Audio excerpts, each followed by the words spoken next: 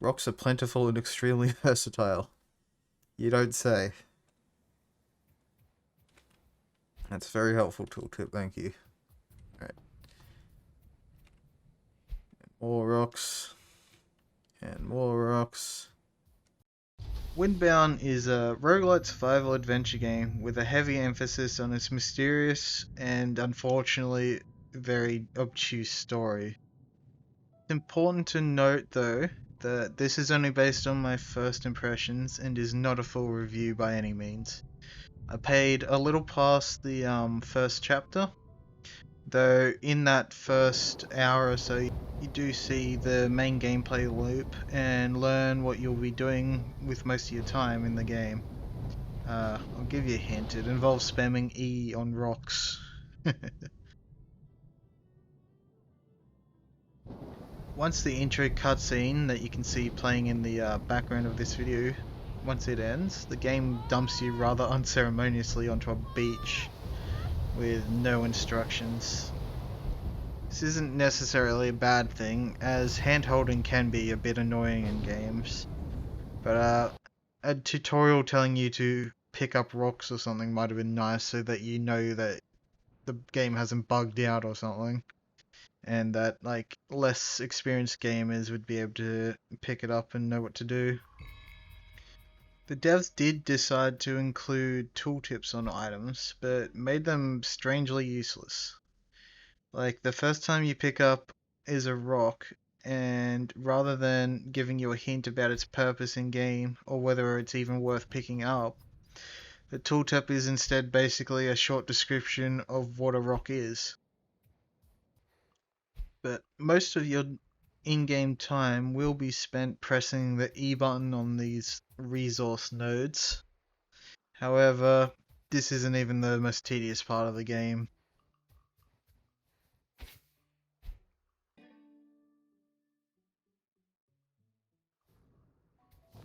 As the game revolves heavily around traveling between different islands and sometimes looking for treasures in the middle of the ocean, we of course have to craft the boats. And following the theme of tedium, the boats, at least in the early game, can be quite dull. You often have to sail to other islands and sometimes treasures in the middle of the sea, but holding W can only hold one's attention for so long. The nice scenery helps, the game does look very nice, but it doesn't really do enough to keep me occupied whilst during the sometimes very long travel times. You can build some crafting stations on your boat, so perhaps the idea is that once you have a larger boat and multiple crafting stations and such, you can sort of leave it sailing in the wind towards your destination while you spend the boring travel time taking care of some crafting and inventory management.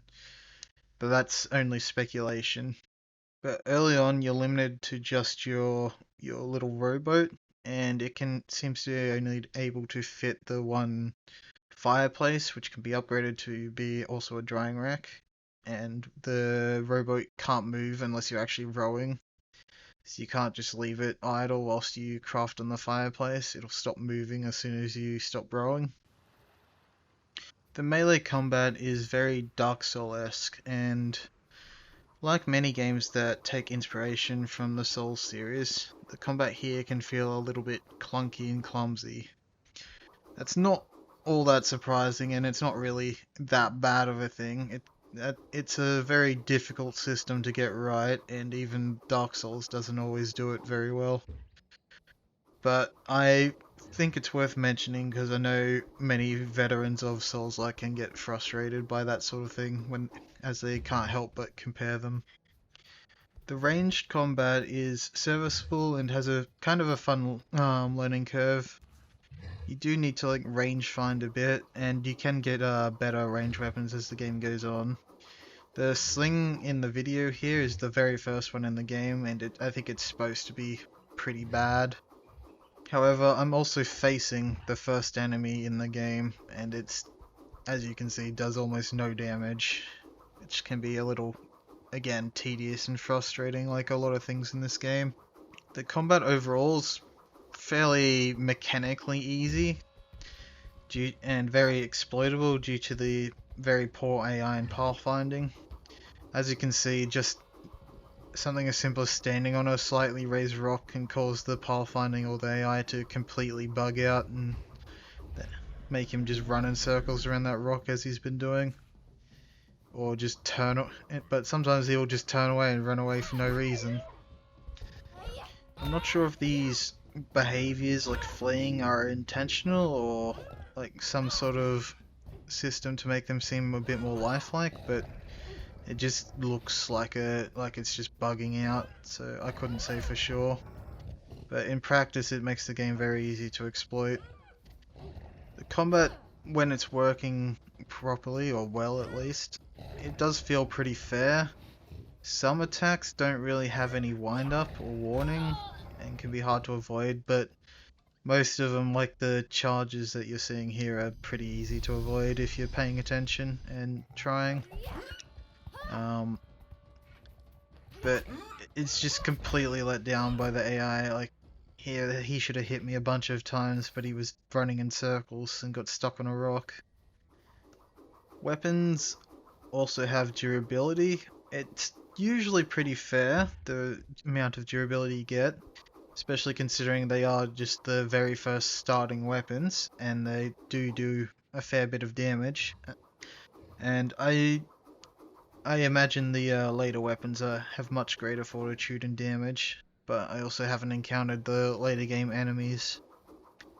As I said earlier, I did make it to chapter 2, and I had a look at some of the enemies around there, and they seem to be pretty much reskins of these enemies, so I do hope that the enemy variety gets a bit better later on. Now, I know I've been very negative in the video so far, but it's a lot easier to identify and point out negative things than positive things. And I do very highly recommend giving this game a go, especially if you're going to get it this week, as it's free on Epic. But I'm not sure I could recommend it for $30 Australian on its normal full price, as there's a lot of survival crafting games and souls-likes and roguelikes that are just better, especially where the combat in the combat department. And honestly, in a game, the gameplay does kind of matter quite a bit, and I don't know if I would want to keep doing this gameplay loop over and over again for the entire duration of a campaign. There's also some other minor gripes I have with the design of the game. In all difficulties but the easiest, you do have to restart the entire game every time you die. But links in the description to buy it, and if you want to see a playthrough, I'll leave a link of my playtime in it in the description too.